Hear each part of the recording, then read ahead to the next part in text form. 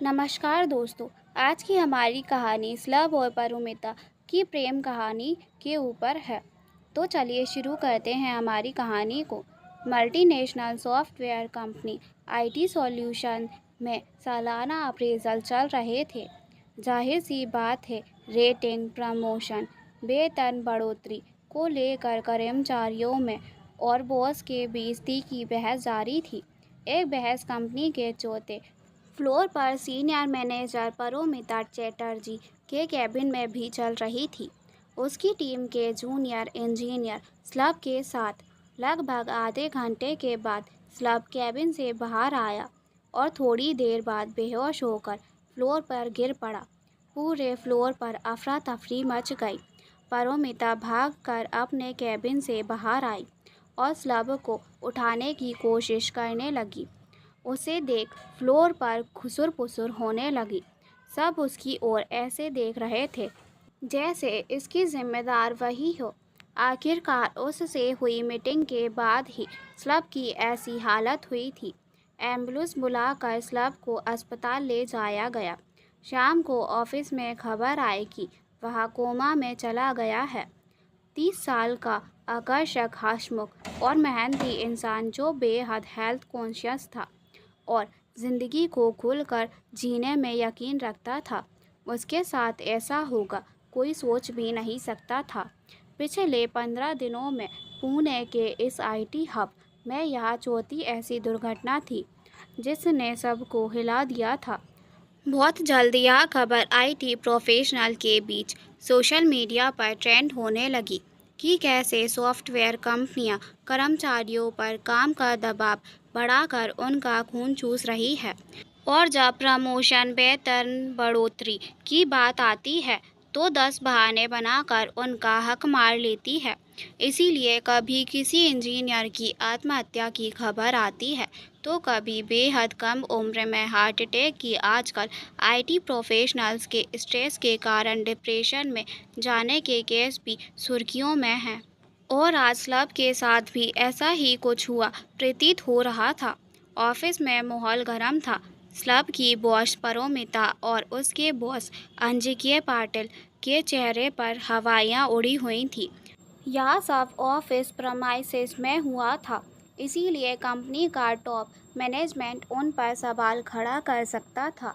35 साल की बेहद smart, confident, bold and beautiful IT manager Paromita, जिसे कभी कोई समस्या हिला नहीं पाई थी, आज उसके चेहरे पर भी सिकन थी, आंखें खौफजदा थी।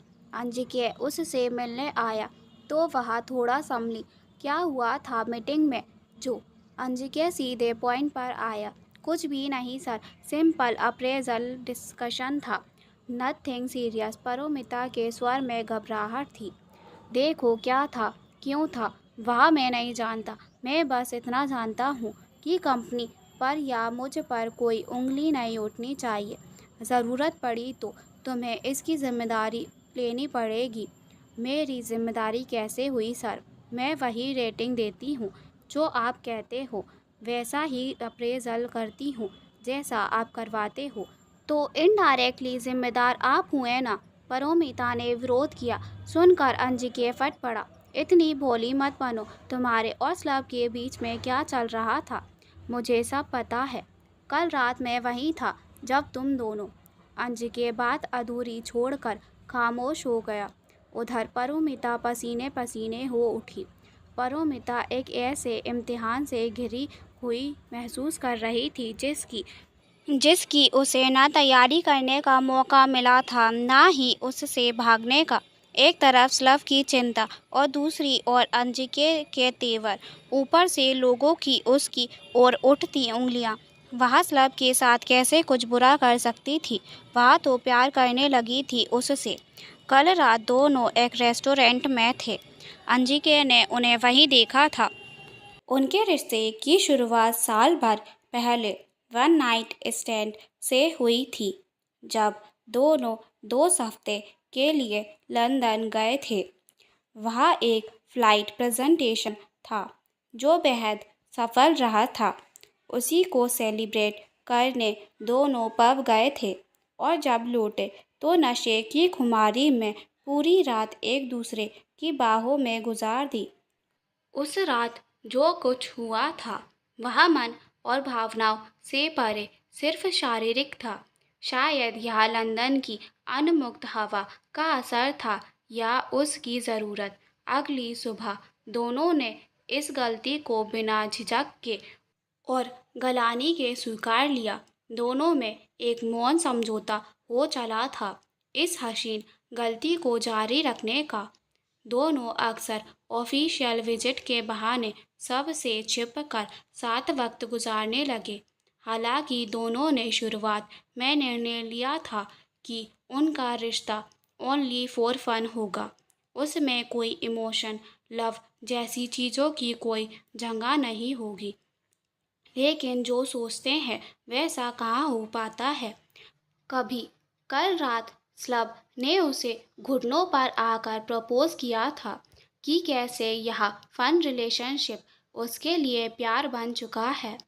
वह उसे दिल की गहराइयों से चाहने लगा है और उसके साथ पूरी जिंदगी बिताना चाहता है। हालांकि पारोमिता भी स्लब के लिए ऐसे ही जज्बात महसूस करने लगी थी। फिर भी डर गई थी वह, समाज से, परिवार से, अपनी बदनामी से। ऊपर से स्लब उससे 5 साल छोटा था।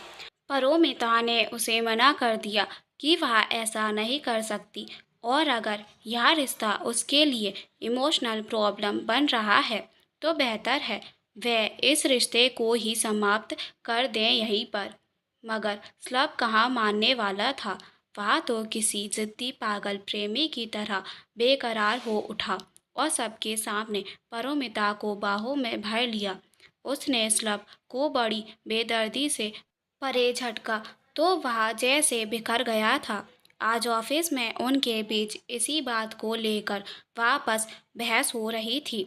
स्लब ने कह दिया था अब वह उसके बिना नहीं जी पाएगा और उसी के बाद वह ऑफिस में बेहोश हो गया था। यानी स्लब की गुनहगार वही है। पारोमिता ही उलझनों में कैद थी। तभी उसके केबिन का दरवाज़ा खुला। मैं आई कम इन मैम। एक नवयुवक था। मैं रितेश हूँ, स्लब का दोस्त। इसी फ्लोर पर स्विस बैंक प्रोजेक्ट में हूँ। आपसे कुछ ज़रूरी बात करना चाहता हूँ स्लब के बारे में। यह सुनकर पारोमिता ने उसे बैठने को कहा।